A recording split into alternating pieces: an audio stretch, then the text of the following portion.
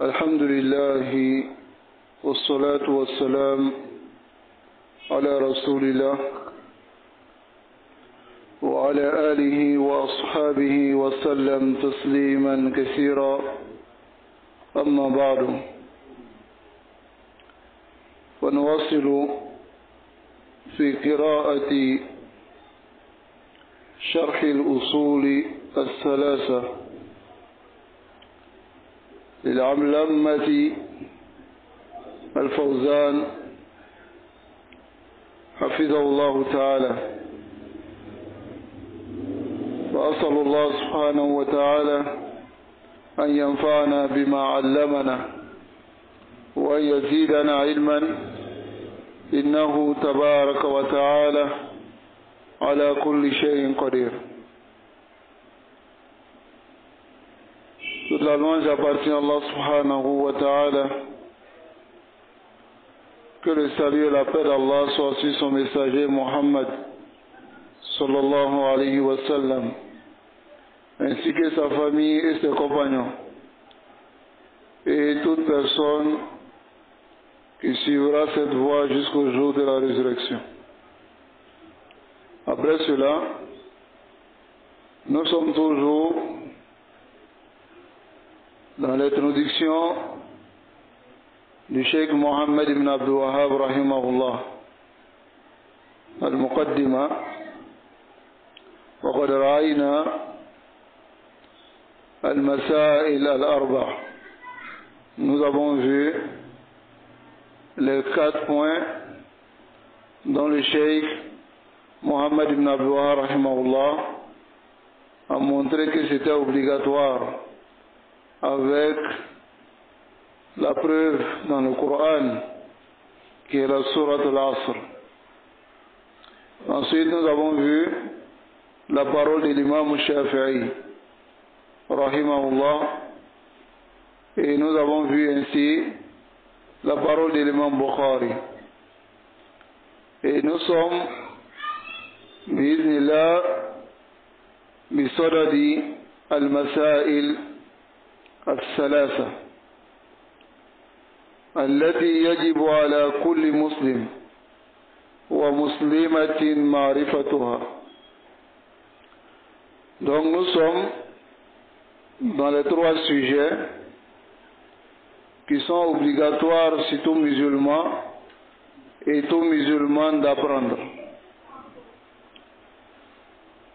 Le Cheikh Mohammed ibn Abdul Wahhab rahimahullah, il dit: اعلم رحمك الله أنه يجب على كل مسلم ومسلمة تعلم 3 هذه المسائل والعمل بهن. Alors ici, il nous dit qu'il est obligatoire sur tout musulman et musulmane d'apprendre ces 3 points et de mettre cela en pratique. En balma silamɛw, an donna masail minnu kɔnɔ, usulu salasa kɔnɔ, min ye Cheikh Mohammed ibn Abdul Wahhab rahimahullah ka kitabu, o de ye al-masailu salasa min wajibiya la silama bɛɛ lajɛlen kan. A kɛla silamamuso walama silamacɛ, wajibi de bɛɛ lajɛlen kan ko a ye nin fɛn 3 lɔn. O de kosɔn Cheikh Mohammed bin Abdul Wahhab rahimahullah a ye kuma fɔ o cogoya la. A ko i'lam, i y'a lɔn rahimakallah, ala ka hinɛ i la, annahu yajibu, ko wajibi de, ala kulli muslimin, silama bɛɛ lajɛlen kan, wa muslimatin, ani silamamuso bɛɛ, ta'allumu, ka kalan, 3 hadhihi al-masail, ni masala 3 ko kalan, an fana de dan kalama, wal amalu bihinna, ka tila ka baara kɛ ni fɛn 3 ni. An kɔnna ka ni saro ye, an jɔla أنه يجب Sheikh Salih Al-Fawzan ako annahu yajibu oli al-wujub, l'obligation. L'obligation ma'rufun inda al-usuliyin adon be usululoni kelawfe niye ulama al-usul oli wajibiye na fola fin ma ko wajib.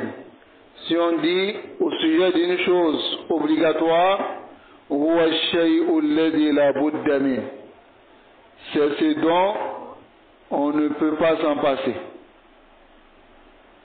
C'est ce dont on ne peut pas s'en passer. C'est ce qui est l'obligation. وقد عرف الأصوليون, les savants du usul ont donné le sens de cela بأنه ما يثاب فاعله ويعاقب تاركه, qui est ce dont on récompense celui qui le fait et on châtie celui qui ne le fait pas. C'est ce qui est l'obligation. ما يثاب فاعله ويعاقب تاركه, c'est-à-dire al-wajib femine momi yake atiglamo be sara momi falma ke atiglamo be jangada na al-usulina fait chez les savants de usul qalu, ils disent, même si le Cheikh Salih Al-Fawzan a apporté cela ici, ils disent que dans ce tarif fi nazar, il y a un nazar dans ce tarif. Car lorsqu'on dit ma yusabu fa'ilu wa yu'aqabu tariku, c'est dont on récompense celui qui le fait et on châtie celui qui ne le fait pas. Donc si on le dit ainsi, de façon absolue, c'est-à-dire toute personne qui fait l'obligation est récompensée même si son intention n'est pas bonne. Vous comprenez? Donc voilà pourquoi certains savants des usul, ils disent, au lieu de dire ma yusabu fa'ilu, on dit ma yastahiqu, c'est dont mérite fa'ilu, celui qui le fait al-isaba, la récompense, wa yastahiqu al-iqab, et mérite le châtiment s'il le délaisse. Pourquoi? Car celui qui le fait, s'il le mérite, Allah le récompense. Celui qui délaisse cela, il mérite le châtiment. Pourquoi? Car tu peux délaisser l'obligation et ne pas être châtié. Car Allah dit, Inna Allah la yaghfiru an yushraka bi wa yaghfiru ma duna dhalika liman yasha. C'est-à-dire, tu peux délaisser une obligation, c'est un péché. Mais la seule chose que Allah châtie, dont il y a une certitude, c'est-à-dire tiens-quand-bacan, pour dire que Allah châtie dessus, c'est le shirk si la personne meurt dessus. Wa illa, le reste des péchés, la personne mérite le châtiment. Mais Inch'Allah, si Allah veut, ghafara, Allah lui pardonne, wa Inch'Allah azaba. Donc voilà pourquoi si cette définition, qalu anna fihi nawar. Car in utliqa hakeza, si c'est délaissé comme ça, alors ça donne le sens de toute personne qui fait cela est forcément récompensée. Et toute personne qui délaisse est forcément châtiée. Donc, wa aslul wujub fil lugha, la base du wujub, wajaba, yajibu, dans la langue arabe c'est as-subut.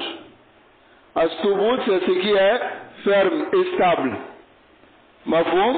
Wal istiqra, c'est-à-dire ce qui est installé et qui ne bouge pas, qui est là, qui tombe à terre. Mafhum? Donc, wa yuqalu wajaba kaza, on dit telle chose wajaba, aïe sabata, cette chose est devenue stable, wastaqarra, et ferme. Comme Allah dit fil budun, au sujet des chameaux, dans surat Al-Hajj, il dit faïza wajabat junubuha, aïe saqatat ala al-ard, s'il tombe sur le côté, sur le sol, iza wajabat junubuha, c'est-à-dire si l'animal tombe par terre, à la janbi, sur le côté, alors c'est ce que cela veut dire. Wasaqarrat maitat. Le maïta est tombé et installé ba'da tazkiyatiha, après l'avoir immolé, après l'avoir égorgé. Donc à ce moment, Allah dit faqulu minha, mangez de cela, wa at'imu, et donnez aux autres à manger. Mafhum? Faqawluhu, sa parole, yajibu, il est obligatoire, yadullu ala anna al-amr laysa min bab al-istihbab. Alors cela montre que l'ordre qui est ici n'est pas min bab al-istihbab, c'est-à-dire ce qui est préférable. Car chez les usuliyin, il y a al-wajib min bab al-wujub wal-wajib min bab al-istihbab. Le wajib vient souvent dans le sens de ce qui est obligatoire et dans le sens de ce qui est préférable. Walakin huna laysa min babi al-istihbab. Ce n'est pas dans le bab de ce qui est préférable. Pour dire que man sha'a fa'ala wa man sha'a taraka. Celui qui veut, il le fait, et celui qui veut, il le délaisse. Bal, au contraire, al-amru min bab al-iltizam min Allah.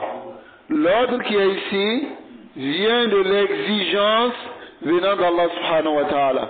Au gros, le quoi, Allah le ko wajibiya a demandé bela jenika. Amin aven saba min kala. Laysa hadha al-ijab, ni wajibin, cette obligation n'est pas min qibal al-shaykh, venant du Cheikh Mohammed ibn Abdullah rahimahullah.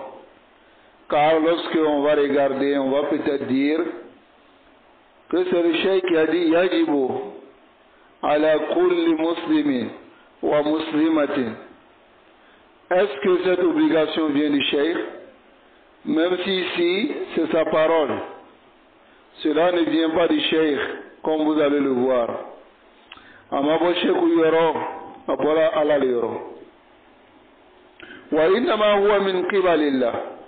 Donc cela vient d'Allah.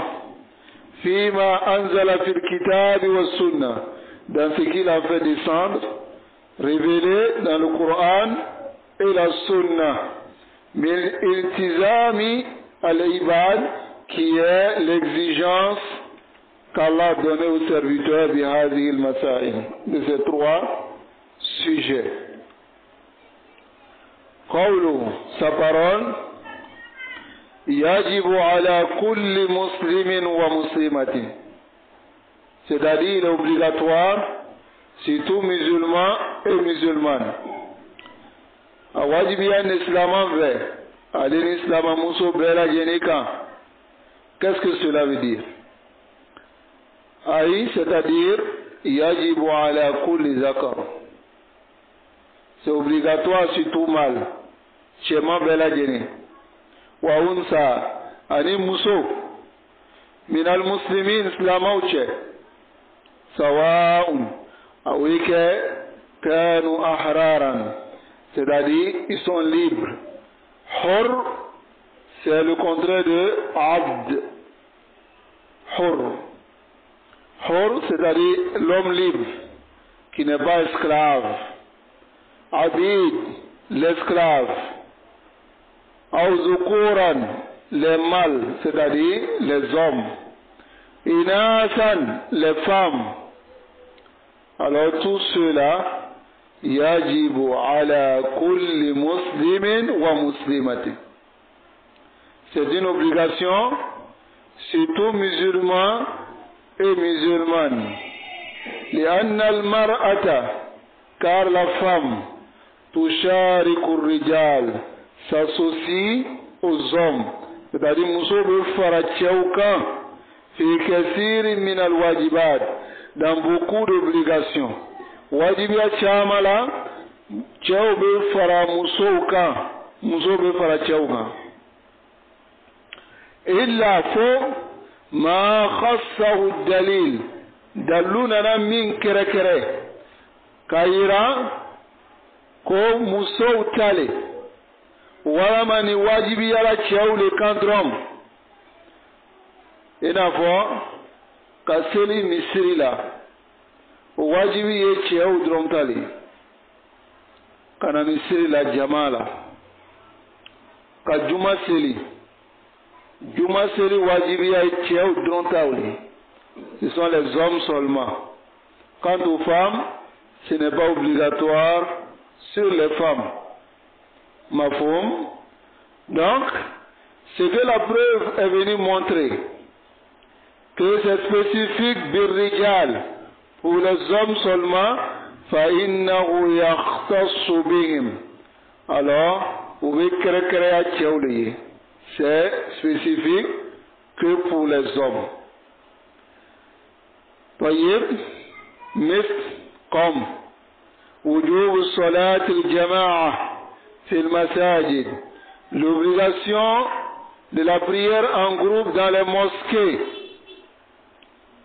وصلاة الجمعة, l'obligation de prier la prière de Jumu'ah à la mosquée, ومثل comme زيارة القبور, la visite des tombes, فإنها خاصة بالرجال. Alors cela est spécifique que pour les hommes. La visite des tombes, ce n'est pas pour les femmes. Comme on voit aujourd'hui, ce sont les imams qui font même des convois avec des femmes pour aller visiter les tombes. Allahul Musta'an. Cela est spécifique aux hommes. طيب كما جاءت به الشريعة, comme la charia a amené cela. Au début, le messager d'Allah sallallahu alayhi wa sallam avait interdit à tout le monde de ne pas visiter les tombes. Ensuite, il a autorisé pour les hommes. Nasallallahu alayhi wa sallam. طيب فإنها خاصة بالرجال. Cela est spécifique seulement que pour les hommes. ومثل الجهاد في سبيل الله, tel que le jihad fi sabilillah, sorti pour aller combattre les ennemis, c'est spécifique que pour les hommes. Al-mara la tusharikuha, la femme ne s'associe pas à cela. Lakin sami'na ba'du unas, nous avons entendu certaines personnes qui même s'affilient à la sunna, qui ont argumenté la présence des femmes dans les ma'arik, dans les batailles, à l'époque du prophète sallallahu alayhi wa sallam, quand les hommes se blessaient, c'était les femmes qui allaient les prendre. Ils argumentent par cela pour dire que il n'y a aucun dalil qui montre que les femmes ne se sont pas associées aux hommes dans le djihad. Donc pour cela, ils permettent aux femmes d'aller faire aussi le djihad, comme nous voyons souvent ici des slogans, dans certaines vidéos, des femmes qui attrapent des kalash, hein, pour ceux de l'État islamique et autres. Ce djihad, khas birijal. Les femmes à l'époque du prophète sallallahu alayhi wa sallam, elles restaient toujours derrière. Elles ne prenaient pas les armes pour aller combattre. Le prophète sallallahu alayhi wa sallam, il a même interdit d'attaquer les femmes les enfants, les vieillards, lorsqu'ils envahissent un endroit. Qu'Allah subhanahu wa ta'ala nous accorde la compréhension. Alors ici, فهذا دليل على اختصاصه بالرجال. Donc daluna na yira ka foko o kerekera ne chawde fa innahu yahtasu bihim. Alors fait me kerekera ni chawde pour les hommes seulement. Wa illa fa innal asl, mais la base anna ar-rijal wan nisa, que les hommes et les femmes sawa'un fil wajibat, ils sont pareils dans les obligations. Tayyib, ils sont pareils dans les obligations. Non. Wa tajannubul muharramat, et ils sont pareils dans le fait de s'écarter des interdits. Wa sa'irut takalif, et toutes les charges de l'adoration, ils sont pareils.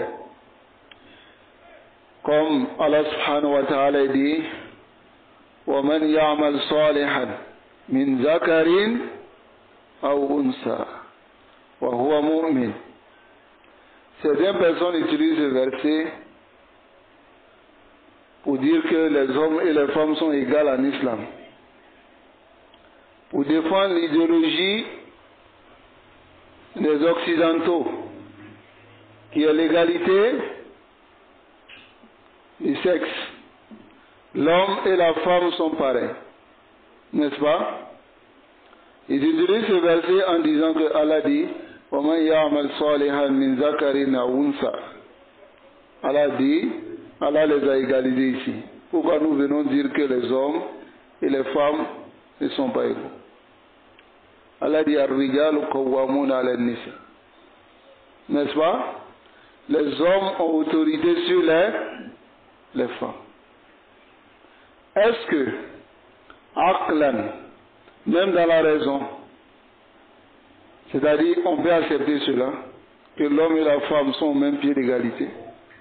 Hein? ولكن هؤلاء يأخذون الآيات في القرآن. Ils prennent les versets dans le Coran, déformer la parole d'Allah subhanahu wa ta'ala pour défendre ce que les mécréants ont dit, pas ce que l'islam a apporté. Et par cela, ils prétendent défendre les droits de la femme. Pourtant, c'est l'islam qui a accordé plus de droits à la femme. Pourquoi? Quand tu dis à une femme, sors pour aller travailler comme un homme, tu l'as fait du tort. Tu sais pourquoi? Qui peut me répondre à cela? Parce qu'ils n'ont même pas la même capacité. La femme, elle fait des enfants. L'homme, il le fait. Elle a des tâches ménagères à la maison. Elle doit obéir à un époux. Elle doit nettoyer sa maison. Elle doit s'occuper de ses enfants. Soyez. Elle sort pour aller travailler. Elle doit venir faire cela encore. Ça lui fait double charge. N'est-ce pas? Ensuite, ceux qui ont réfléchi maintenant, ils disent non, on peut trouver une solution à ça. C'est celles qui disent bon, on va sortir pour travailler, on va prendre bonus pour venir s'occuper de nos enfants à la maison. Ou bien ils vont mettre des enfants dans les crèches.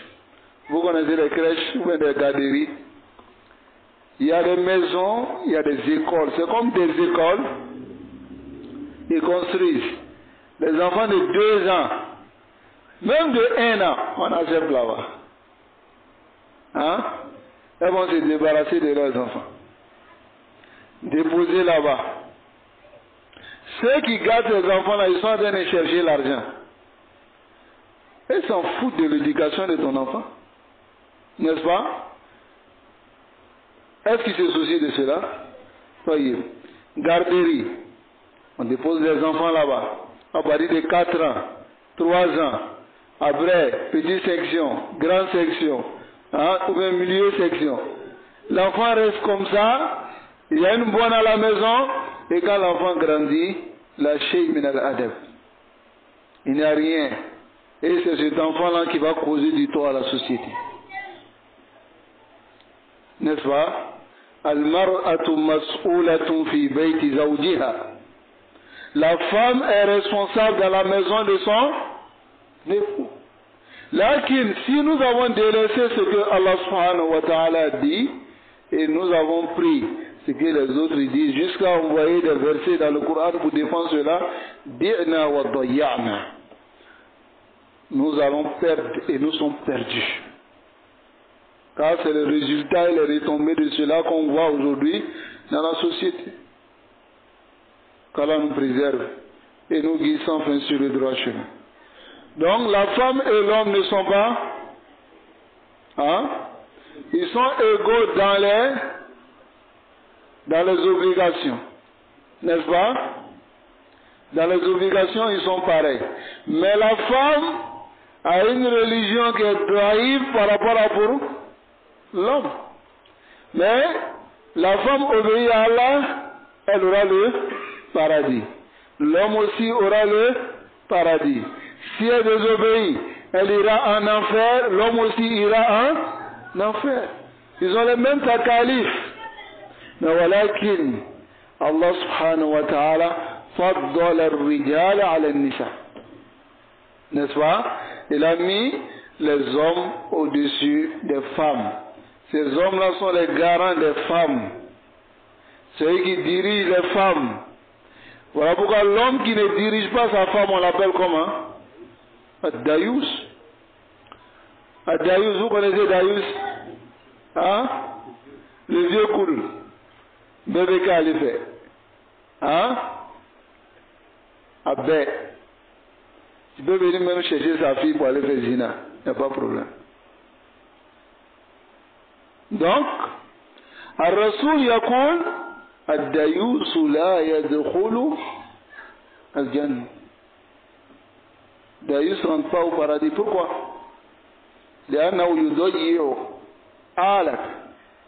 Il fait perdre.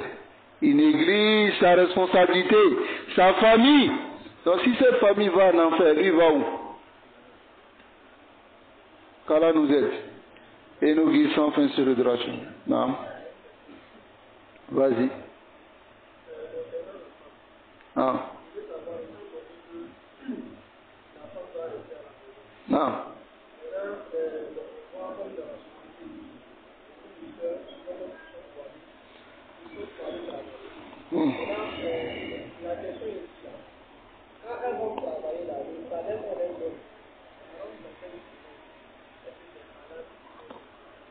Ça c'est une très bonne question.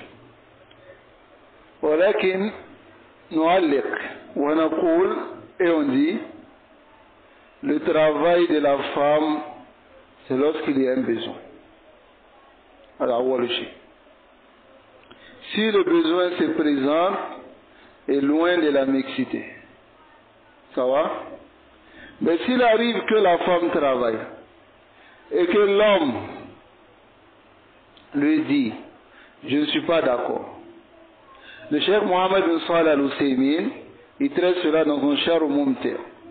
Il dit si un homme épouse une femme et que la femme décide de travailler et que l'homme lui dit non, je ne veux pas, mais elle dit elle va travailler forcée, l'homme peut lui mettre une condition: si tu vas travailler, on partage ton salaire.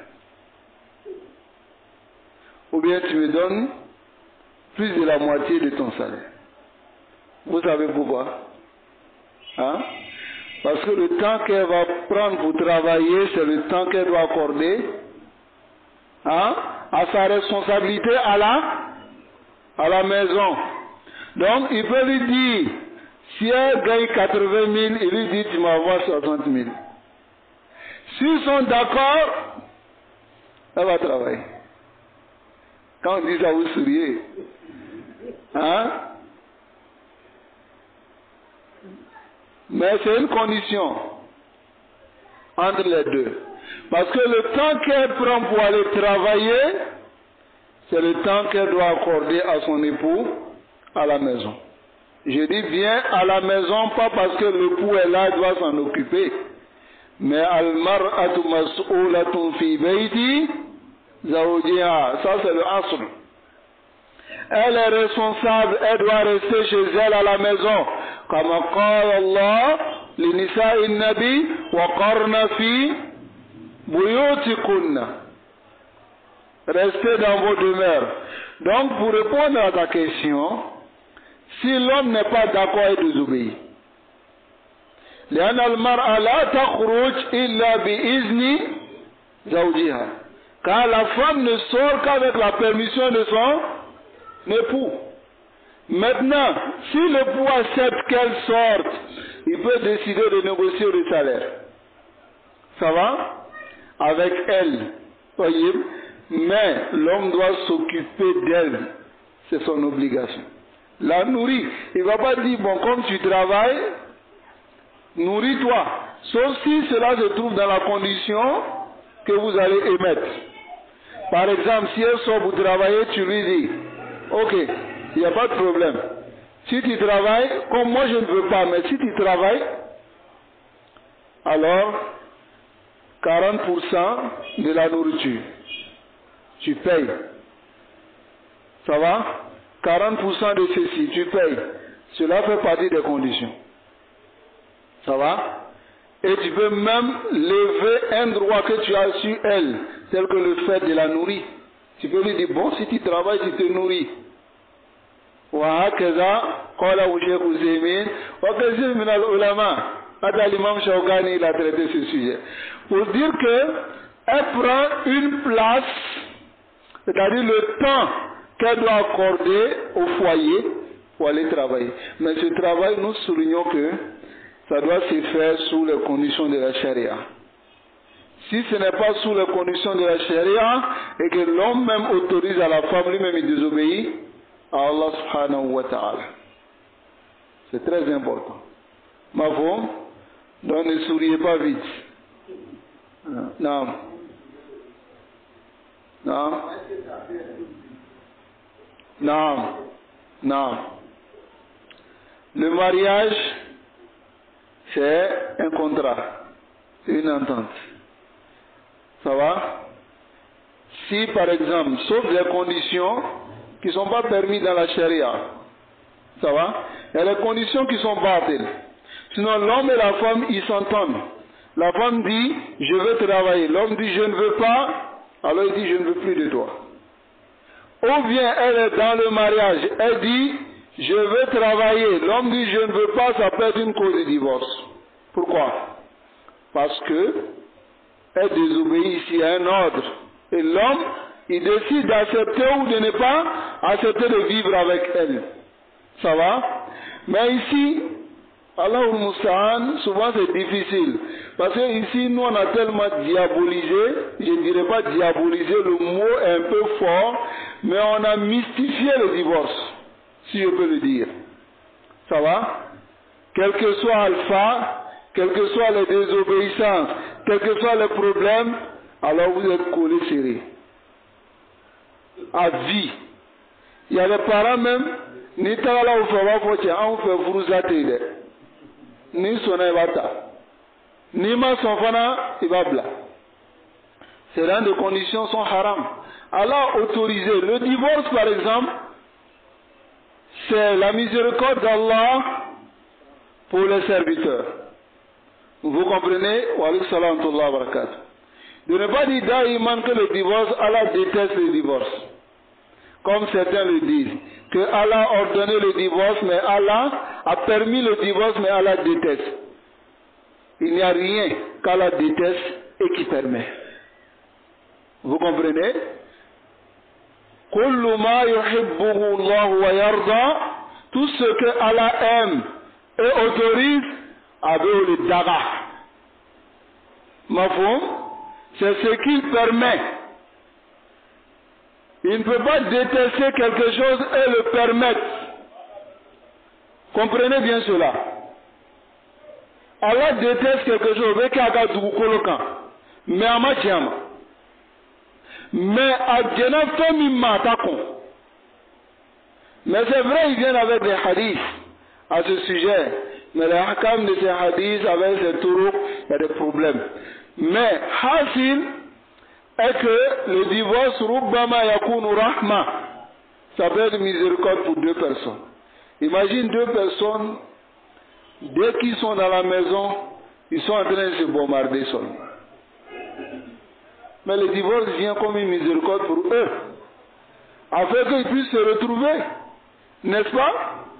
Une femme qui est, comment on peut le dire, châtiée, frappée, par son époux.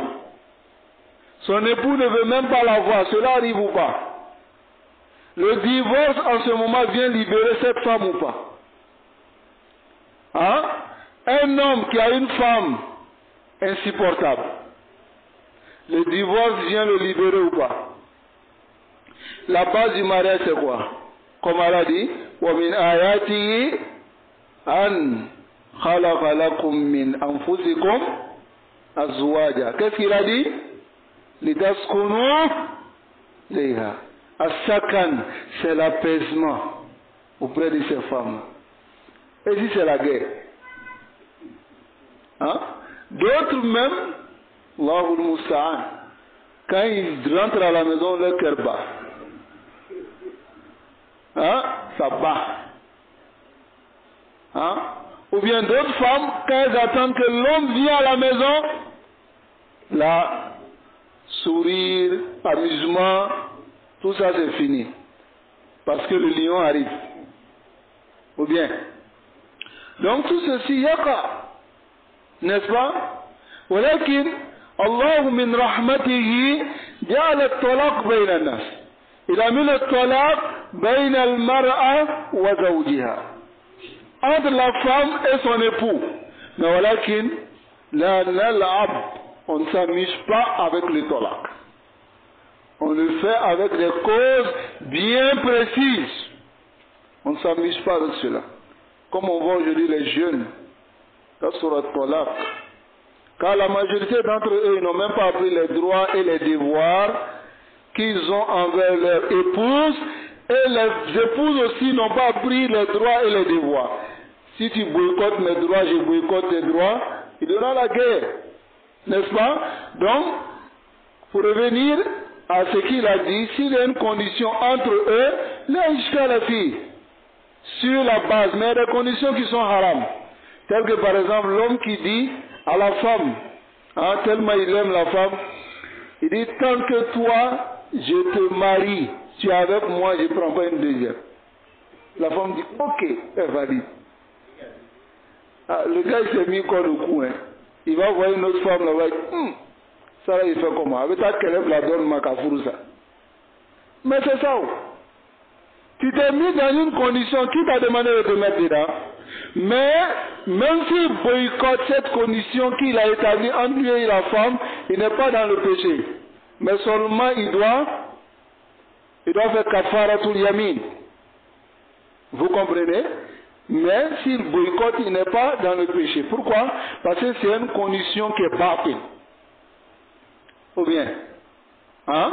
Le fait de s'interdire, c'est qu'elle a permis, n'est-ce pas? Allah dit à son prophète, Ya ayyuhan nabi, lima tuharrimu ma ahallallahu lak. N'est-ce pas? Lui-même il s'est interdit, mais Allah l'a blâmé ou pas? Il a interrompu cela ou pas? Ce qu'il a pris comme engagement, il a interrompu ou pas? Est-ce qu'on peut dire à source là, ça m'a fait le péché ici? Là. Nasallallahu alayhi wa sallam. Qu'Allah subhanahu wa ta'ala nous accorde la compréhension et nous facilite la mise en place.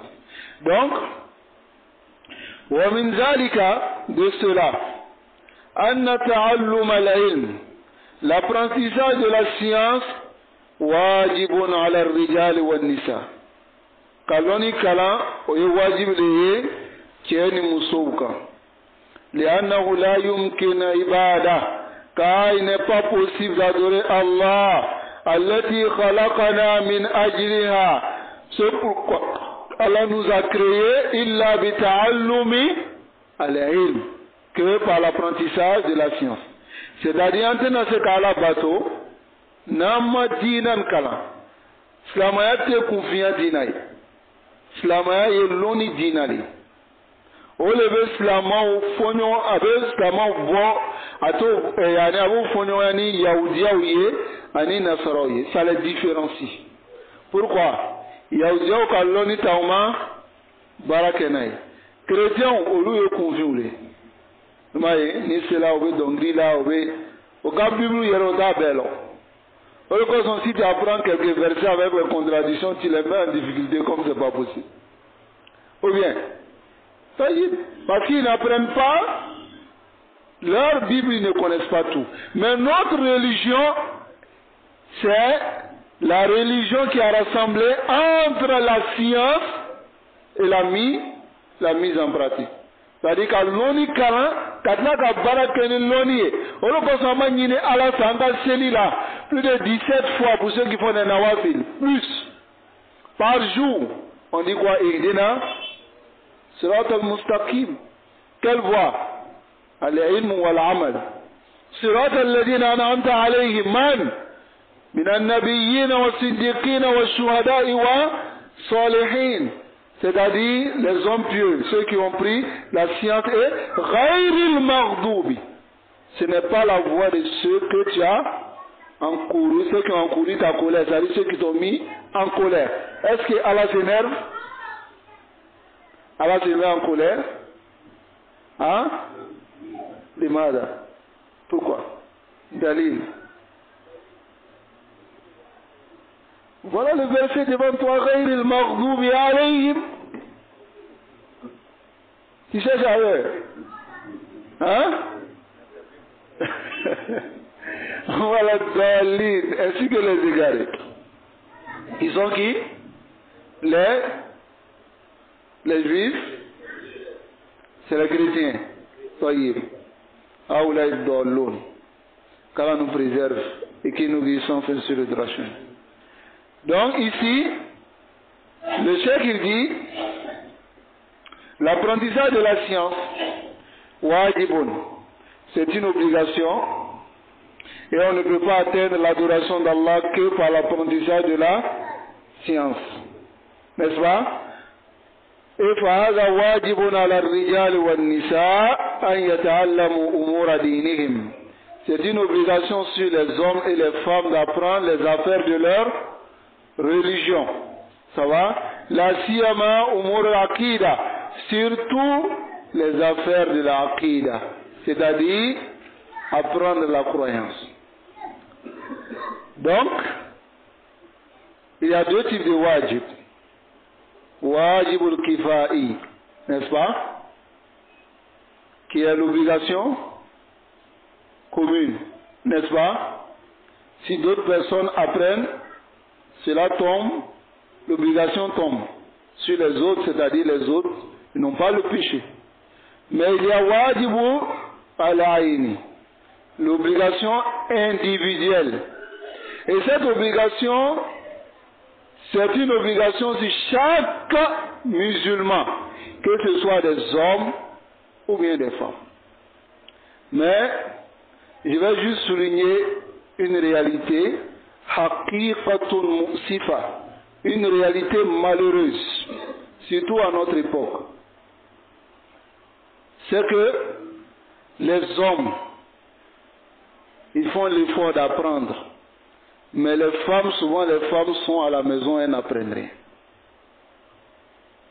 Ça va? Elles n'apprennent rien. Elles n'apprennent pas la aqida. Tu vas aller trouver un frère mutamassik sur la sunna. Il apprend, il va dans les durous. Mais sa femme, lâchée. Hadi haqiqatun musifa. C'est une réalité malheureuse.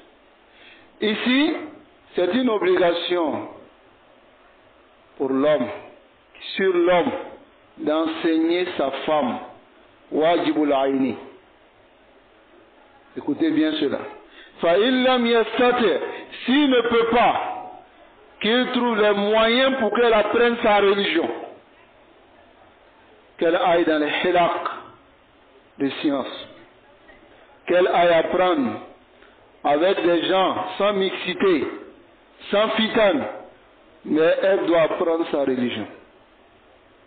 Elle doit apprendre sa religion.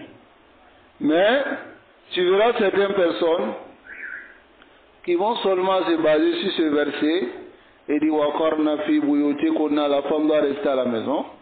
Et il t'a un maudou. Hein? La suite du verset, elle a dit Waqimna, wa atina, wa ati'na Allah. Comment elle peut obéir à Allah et son messager? Hein? Comment? Si elle n'a pas appris, si elle ne sait pas, si elle ne connaît pas, comment? Kaifa? Hein? La bouche de Minelaïn. Il faut qu'elle apprenne la science. Il faut trouver des moyens pour les apprendre la science. Voilà pourquoi le messager d'Allah sallallahu alayhi wa sallam, il rassemblait les femmes et il les exhortait. Cela arrivait ghayr marra, plus d'une fois, n'est-ce pas? Walakin, nous avons mis cela derrière nous aujourd'hui. Les hommes ils vont apprendre et les femmes sont à la maison. Hatta, le Cheikh Mohammed bin Salih al-Uthaymin rahimahullah, dans son Sharh al-Mumti, il a dit une parole qui est Jamil Jidda. Il dit c'est une obligation sur l'homme d'apprendre, d'enseigner sa femme. S'il ne peut pas, de l'autoriser d'aller apprendre la science. S'il ne veut pas qu'elle sorte pour aller apprendre la science, il ne peut pas l'enseigner, elle a le droit de demander le divorce.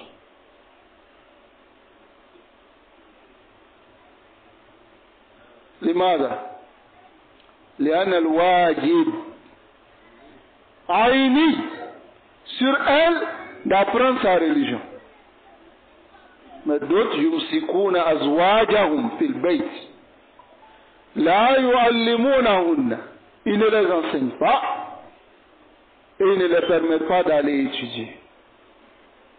نسأل الله العافية والسلامة. Qu'Allah nous préserve. Donc on va terminer cette partie. Le cheikh il dit قوله ثلاث مسائل, sa parole ثلاث مسائل, c'est-à-dire مسألة سبان. التعلم هنا معناه وتلقي. Apprendre ici, cela veut dire acquérir عن العلماء, prendre la science des savants, والحفظ et mémoriser, والفهم comprendre, والإدراك et cerner cela. هذا هو تعلم. C'est ce qu'on appelle l'apprentissage. Écoutez bien ce que le cheikh il va dire ici. Il dit c'est ce qu'on appelle l'apprentissage. طيب ليس المراد مجرد قراءة. Il dit le murad, c'est-à-dire ce qui a voulu n'est pas la simple lecture. C'est la même chose, c'est-à-dire lire les livres. Ça va? Hurratun, kama muta'alatu hurra, comme on appelle la lecture d'échauffement. De mana, ils lisent Sharia. Kama yusamuna, comme ils nomment cela. Hada laysa ta'alluman. On n'appelle pas cela apprentissage. Innama ta'allum, l'apprentissage c'est quoi? Wa talaqqi, c'est de prendre la science an ahli al-ilmi, des savants. Ma hifzi zalika, mémoriser cela, wa fahmihi, et comprendre, wa idraki tamaman, et cerner cela de façon complète. Comme ce que nous sommes en train de faire. Je vous ai demandé de mémoriser Usul Salasa, et nous nous basons sur l'explication de qui? D'un savant. Pour comprendre la aqida, n'est-ce pas? C'est ce qu'on appelle l'apprentissage. Ça va? Atalaqi an ahli al-ilm, prendre la science avec les savants, hada huwa ta'allum sahih. Voici l'apprentissage correct. Amma mujarradul qira'a, quant à la simple lecture, wal mutala'a, et visionner les livres, fa innaha la takfi bi ta'allum. Cela ne suffit pas dans le ta'allum, dans l'apprentissage. Wa in kanat matlubatan, même si c'est demandé, وفيها فائدة, il y a des bénéfices, لكنها لا تكفي, mais cela ne suffit pas. ولا يكفي الاقتصار عليها, et ne suffit pas, cela ne suffit pas qu'on se limite à la lecture des livres.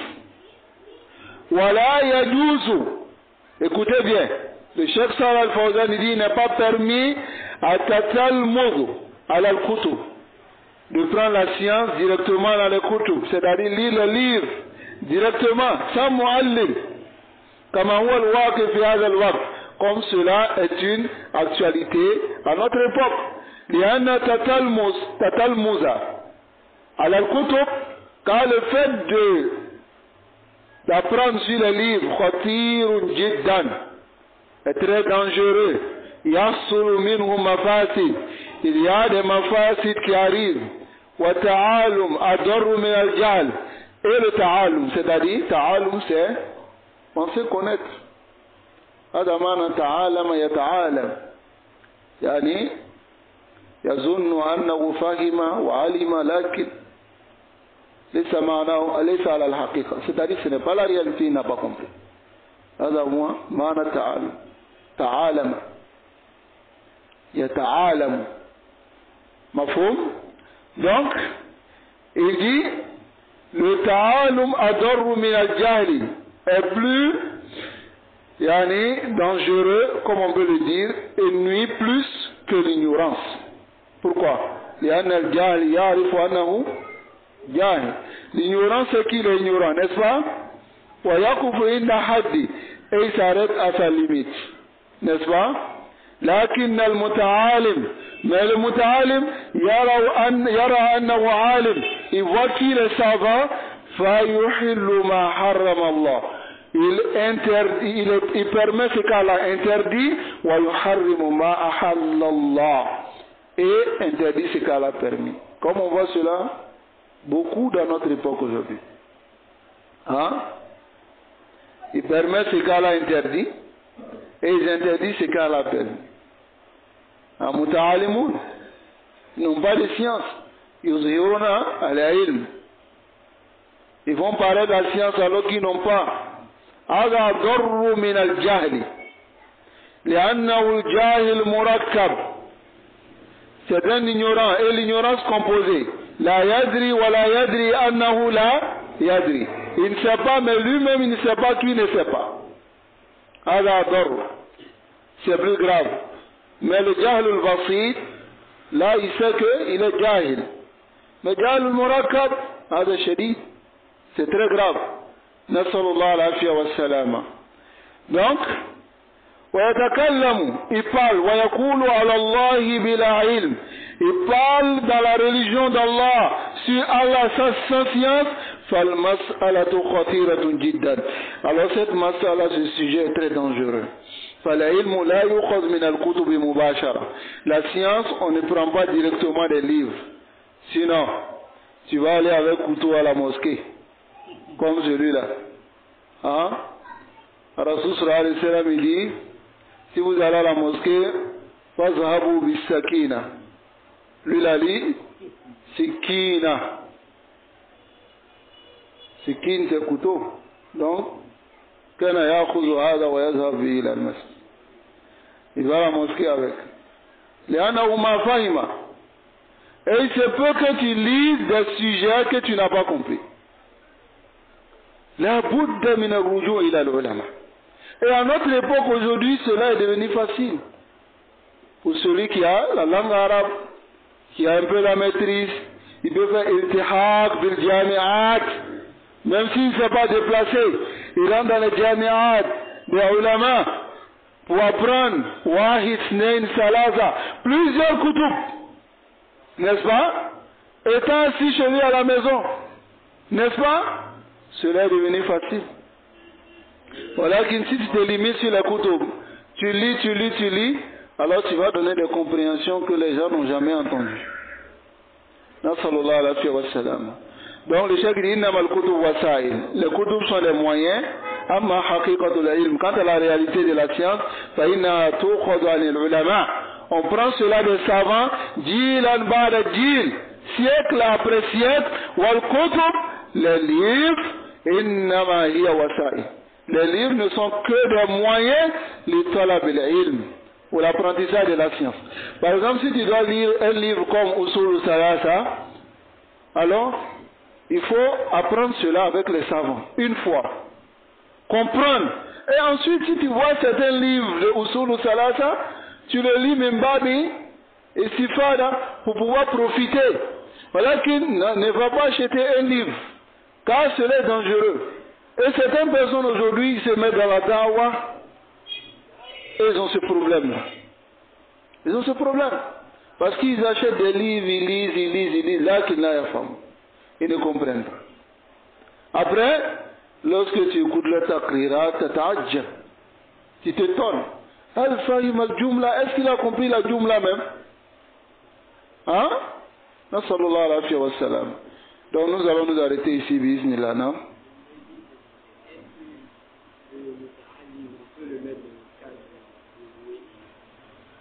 Oui, le muta'alim, il rentre dans le cas du Ruwaybida. Le Ruwaybida, comme il y a fait le hadith, le messager d'Allah sallallahu alayhi wa sallam, il dit, يعني سيأتي على الناس زمان, il y a une époque qui va arriver, يكذب فيها الصادق ويصدق فيها الكاذب ويؤتمن الخائن ويتكلم الرويبضة.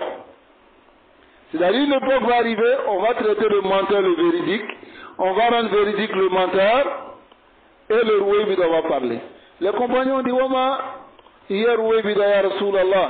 Il dit Ar-rajulu tafi, l'homme insignifiant, négligent, yatakallam fi amr al-am, qui parle dans le sujet azim, immense, qui ne maîtrise pas. Et ces Ruwaybida sont beaucoup à notre époque. Presque la majorité des gens aujourd'hui.